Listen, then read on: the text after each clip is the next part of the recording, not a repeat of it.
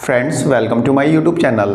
Friends अभी हाल ही में फ्राइडे को डीडीए की बोर्ड मीटिंग हुई थी जिसे चेयर किया था दिल्ली के एलजी मिस्टर वीके सक्सेना ने, जो कि डीडीए के चेयरमैन भी है। तो इन्होंने इस मीटिंग को चेयर किया था और इस मीटिंग में कई इंपॉर्टेंट डिसीजन लिए गए। सबसे पहला डिसीजन तो यही लिया गया कि डीडीए प्रीमियम हाउसिंग स्कीम 2025 को मंजूरी दे दी गई, जिसमें कि 177 फ्लैट्स शामिल किए गए हैं जिन्हें कि ई ऑक्शन बेस्ड पे डीडीए अलॉट करेगा। इसके बारे में ऑलरेडी कल बता चुका हूँ। इस मीटिंग का दूसरा इंपॉर्टेंट डिसीजन यह लिया गया कि कॉम्बिनेशन चार्ज को 10% से रिड्यूस करके 1% कर दिया गया। पहले तो हम ये जान लेते हैं कि कॉम्बिनेशन चार्ज होता क्या है। फ्रेंड्स, अगल बगल की प्रॉपर्टी को मिला के एक प्रॉपर्टी बनाना, जैसे कि मेरा घर है, सपोज डेट प्लॉट नंबर 48 बगल में है प्लॉट नंबर 49, दोनों को मिला के एक प्रॉपर्टी बनाने के नाम पे, मतलब एक प्रॉपर्टी बनाने के एवज में डीडीए हमसे कुछ चार्ज लेता है और इस चार्ज को हम बोलते हैं कॉम्बिनेशन चार्ज। तो combination charge DDA commercial property पे लेता है 10%, जिसे रिड्यूस करके डीडीए बोर्ड मीटिंग में 1% कर दिया गया है। अब कॉम्बिनेशन चार्ज लगेगा 1% और ये कॉम्बिनेशन चार्ज जो है कॉमर्शियल प्रॉपर्टी के लिए है। फ्रेंड्स, दिल्ली में कॉम्बिनेशन चार्ज ज़्यादा होने की वजह से जो डेवलपर्स थे वह नोएडा और गुड़गांव में ज़्यादा इंटरेस्ट दिखा रहे थे, इसलिए डीडीए ने यहाँ पे कॉम्बिनेशन चार्ज को 10% से घटा के 1% कर दिया है। कॉम्बिनेशन चार्ज रिड्यूस करने के साथ साथ डीडीए ने जो कॉमर्शियल प्रॉपर्टी का जो ऑक्शन जो है उसको कम कर दिया। मतलब ऑक्शन जैसे कि कोई सर्कल रेट है कॉमर्शियल प्रॉपर्टी का, तो उसके दुगने अमाउंट से डीडीए इसका ऑक्शन करता था। अब उस ऑक्शन को दुगने की बजाय 1.5 गुने से ऑक्शन करेगा।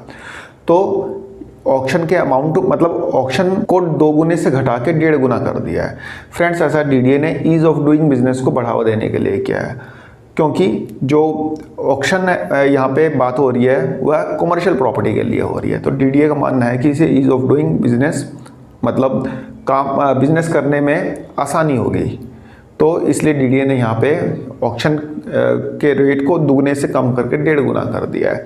अब डीडीए किसी कॉमर्शियल प्रॉपर्टी का ऑक्शन करेगा तो उसके सर्कल रेट के हिसाब से जो भी कॉस्ट उसकी निकलेगी उसके 1.5 गुने पे ऑक्शन उसका स्टार्ट होगा। इसके अलावा डीडीए की बोर्ड मीटिंग में एक और इम्पोर्टेंट डिसीजन लिया गया है। फ्रेंड, जैसा कि आपको पता ही है कि नरेला को डीडीए एक एजुकेशनल हब के रूप में डेवलप कर रहा है। तो नरेला सेक्टर G7 और G8 जहाँ पे यूनिवर्सिटीज़ वगैरह बननी है, इसके अलावा नरेला सेक्टर G3 G4 जहाँ पे स्पोर्ट्स कॉम्प्लेक्स वगैरह बनने हैं।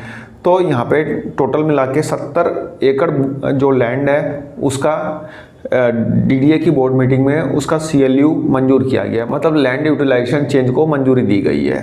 फ्रेंड्स, इसके अलावा नरेला में जैसा कि आपको पता ही है कि फ्लैट्स बिक नहीं पा रहे हैं उतने ज़्यादा जितना डीडीए एक्सपेक्ट कर रहा है, खासतौर पे नरेला सेक्टर G7 G8 में। तो यहाँ पे डीडीए ने बोला है कि बल्क में फ्लैट लेने पे डीडीए वहाँ पे 15 से लेके 25% तक का डिस्काउंट देगा।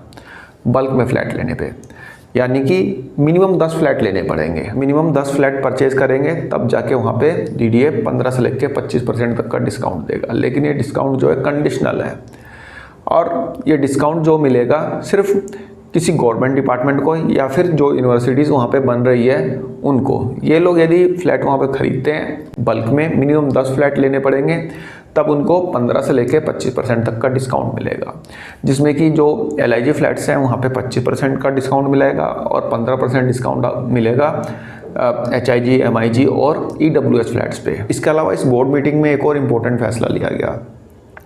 फ्रेंड्स, सिग्नेचर व्यू अपार्टमेंट जो कि मुखर्जी नगर में है, जैसा कि मैंने आपको एक वीडियो में बताया था कि सिग्नेचर व्यू अपार्टमेंट जो है एक मतलब खतरनाक बिल्डिंग घोषित कर दिया गया था डीडीए के द्वारा और IIT दिल्ली के द्वारा।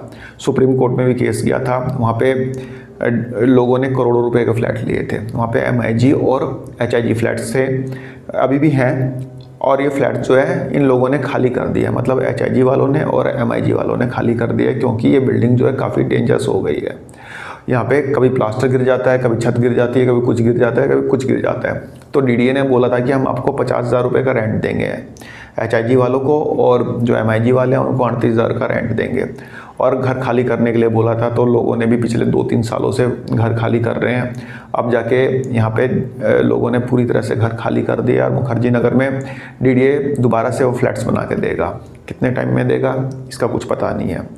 तो कल की मीटिंग में जो मुखर्जी नगर के जो फ्लैट होल्डर्स थे जिन्होंने फ्लैट छोड़ा है अभी दोबारा से बनाने के लिए डीडीए के लिए, तो उन्हें डीडीए ने रेंट अप्रूव कर दिया है। अब एचआईजी वालों को 50,000 रुपये का रेंट डीडीए देगा और एमआईजी वालों को 38,000 रुपये का रेंट देगा। अप्रूव हो चुका है। काफ़ी दिनों से इस पर बात चल रही थी कि डीडीए ने बोला तो है, कुछ रिटर्न में दिया नहीं है, कब तक रेंट देगा, कब तक नहीं देगा और कितने समय तक देगा। मान लो 2 साल में डीडीए ने बोला कि फ्लैट बना कर दे देगा, 2 साल से ज़्यादा हो गया तब क्या होगा। ये सब चीज़ें चल रही थी और काफ़ी कन्फ्यूज़न हो रहा था। मैंने इस फ्लैट्स के बारे में, जो अपार्टमेंट है सिग्नेचर व्यू अपार्टमेंट, इसके बारे में काफ़ी डिटेल में बता रखा है पहले, तो अब चाहे तो देख भी सकते हैं उस वीडियो को सर्च करके। तो डीडीए के जो कल मीटिंग हुई थी फ्राइडे को, जो भी बोर्ड मीटिंग हुई थी उसमें जो जो इंपॉर्टेंट डिसीजन लिए गए वो मैंने आपके साथ शेयर कर लिए। आशा करता हूँ वीडियो पसंद आई होगी। धन्यवाद, नमस्कार।